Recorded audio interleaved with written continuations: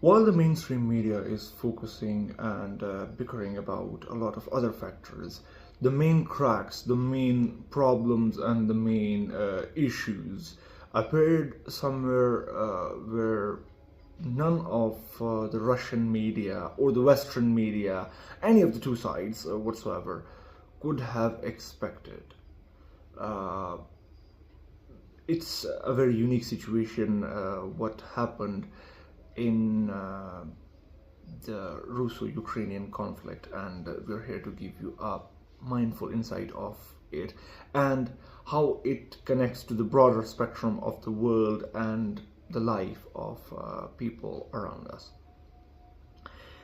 The media has been covering a lot of different sectors, and recently, according to the reports that are surfacing, Ukraine is not only advancing against Russia, but it's also making significant progress in some areas, and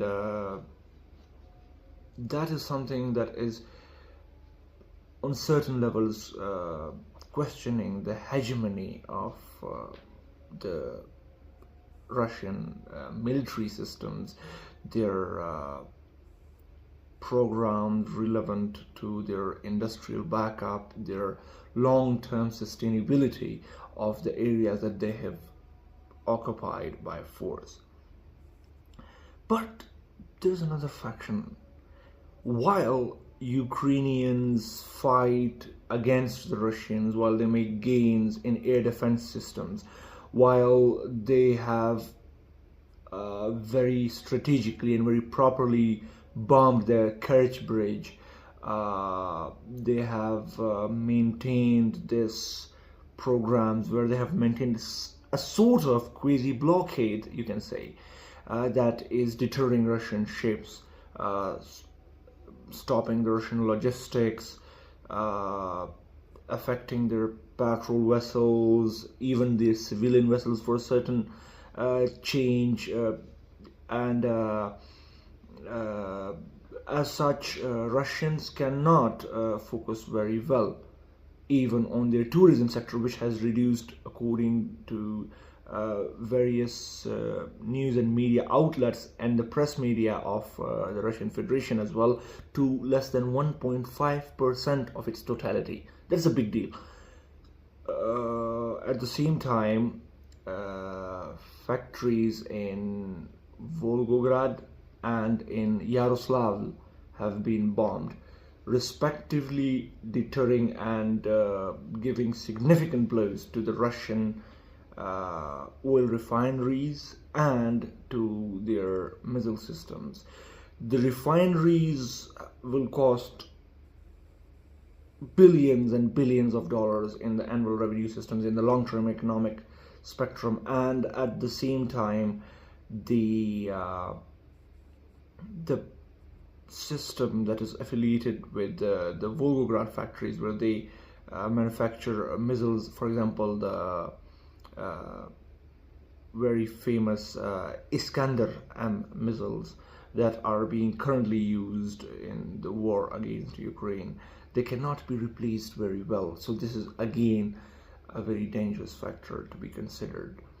But there's something which makes us think again, that is the hegemony or the control spectrum of the Kremlin entirely over, or has it got some other things up its sleeve that might help it be on top? It is bad news, but then again it is news. Extreme right-wing and ultra-nationalist leadership from Poland are supporting the Russian side in their words and in their actions, at least the ones that are owning and disowning. The president of the Polish Republic has rescinded the Order of the White Eagle that was awarded to President of Ukraine Volodymyr Zelensky. To be remembered, the same order was also awarded to fascist dictator of Italy during the Second World War, Benito Mussolini, and that has not been rescinded. President of Poland also made fun of Zelensky, saying his character wasn't good. They recalled they very publicly spoke about some of the actions of some historical militia called the Ukrainian People's Army or something, and that they rode into and killed thousands of innocent Poles, and we do not support this initiative. While that might be correct, that doesn't make it true or just. Speaking in the midst of an ongoing existential war about something in the past of this sort isn't merely going to justify your actions for abandoning someone.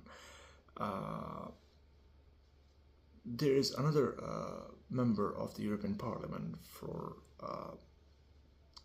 the central part of Poland, and he also has spoken about this policy that he says he's against the Ukrainization of Poland, and that people from Ukraine are ultimately going to get the jobs and livelihood of the people of Poland, and so they should not be allowed to do so, and not be allowed and not be rendered welcome. Let's hope this turns out well. While the air defense system of Russia is not up to the task very blatantly and in a very shining manner, the political supporters of Russia are supposedly doing some harm, and this need to be checked properly, and people need to focus on what is good rather than what is merely ultra-nationalist. Thank you so much if you watched this so far, and if you can, please leave a comment. Thank you.